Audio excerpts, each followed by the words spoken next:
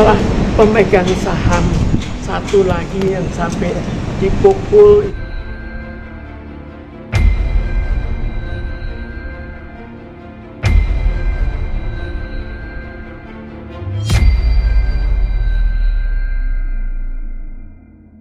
Itu dan ada sistem itu sudah heboh di kalangan kepolisian. Jadi itu memang sudah diketahui. Akhirnya saya menambahkan, dari saya juga ada masalah penculikan. Penculikan itu sudah ada bukti-bukti bahwa penculiknya juga membuat pernyataan semua. Kalau tidak ada pernyataan, saya tidak berani menggunakan. Tapi kenapa saya tidak lapor? Karena pada saat saya lapor, diminta notulen rapat datang. Dan begitu notulen rapat didatangkan, notulen rapat itu ditabrak mati. Akhirnya saya juga mengatakan, saya jadi takut untuk lapor ke polisi. Jadi saya tidak lapor ke polisi. Bukan karena apa-apa, karena kekejamannya saya anggap di mata saya sudah terlalu parah. Jadi risiko saya terlalu besar, sehingga masalah ini menjadi sangat terkatung-katung. Karena saya akhirnya otomatis tidak berani apa-apa, juga tidak berani lapor, dan akhirnya mengetahui adanya masalah ini setelah waktu yang cukup lama. Karena kejadiannya 2001. Kalau terkait somasi yang dilayangkan gimana, Bu?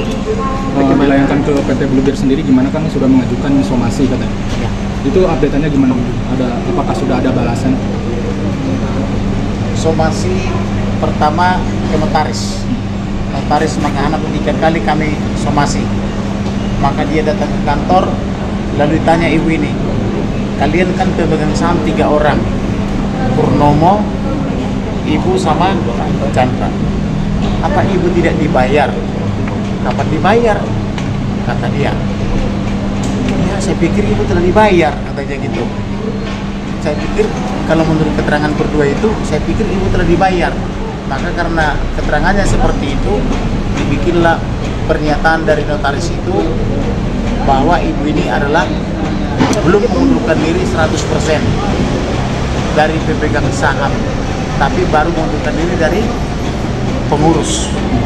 Nah, dibikin di kantor dan dibikin juga melalui surat dia. Itulah melalui itulah notaris Makahanap. Kemudian notaris satu lagi, saya surati, tidak dibalas. Saya surati lagi, tidak dibalas. Saya surati lagi, tidak dibalas. Lalu menunjuk kantor pengacara.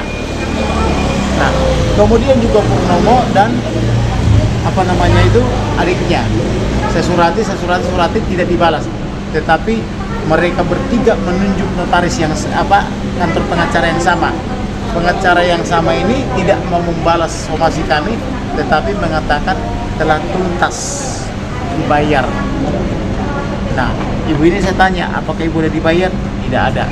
Ini dengan perkataan lain, karena kantor pengacaranya juga tidak menjawab tuntas, tetapi membuat jawaban seolah-olah ibu ini telah dibayar tuntas.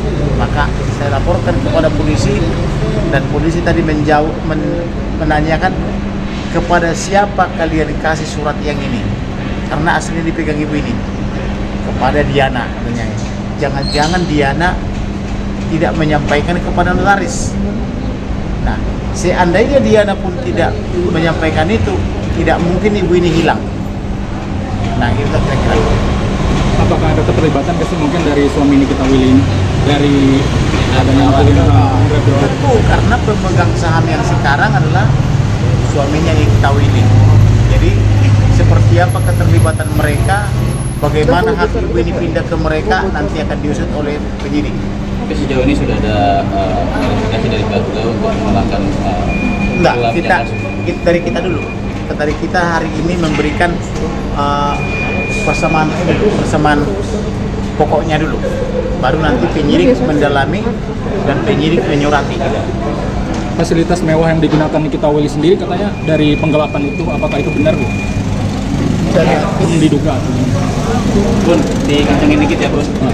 Jadi ini kan kalau kita lihat secara logika, kalau misalnya harta kita banyak diambil, sekarang lalu harta itu besar sekali, kira-kira hidup mewah dari mana? Ini saya tidak bisa membuktikan bahwa dia ambil dari situ, tapi saya hanya bisa membuktikan bahwa terlalu banyak harta saya yang diselewengkan, yang digelapkan.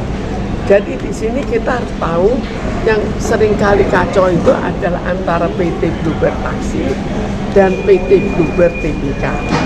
PT Bluebird Taksi itu perusahaan induk dari tahun 1971. Kemudian tahun 2001 dibuat secara diam-diam ada PT Bluebird. Tapi sekarang yang saya pertanyakan, modal untuk mendirikan PT Bluebird itu dari mana? Apakah PT Bluebird itu perusahaan bodong atau tidak? Nanti pada periode berikutnya ada masalah ini yang akan kita gugat lagi. Tapi kalau misalkan pihak Isrohan ini pas Indra Priawan Kalau masalah Indra Priawan, kita bayangkan bahwa semuanya itu dilakukan oleh adik saya dan kakak saya.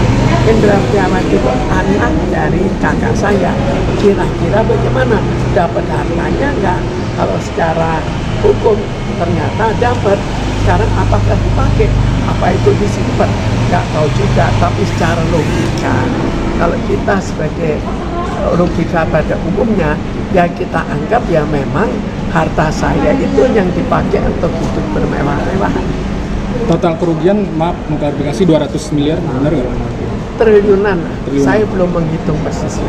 Bun, apa dengan lahir abang juga, apa lahir anak dari Indra Priawan di luar negeri, salah satu juga mungkin boleh dugaan kita ya, untuk mewanti-wanti dia nanti kabur ke luar negeri Bang. Sekarang kita lihat, saya tidak bisa mengatakan pasti atau tidak pasti ya.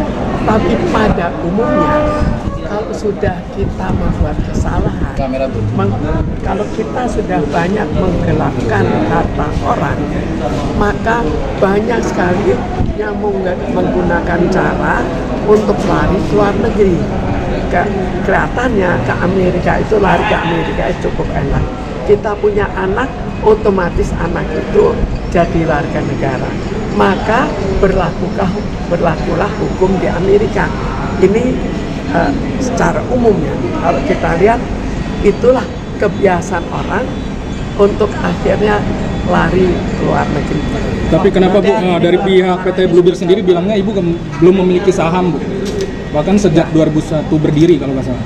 Ini kita kembalikan lagi. Apa namanya PT Bluebird Taksi? Apa namanya PT Bluebird TBK? Jadi kita bayangkan ada perusahaan besar sejak tahun 1971 namanya PT Bluebird Taksi.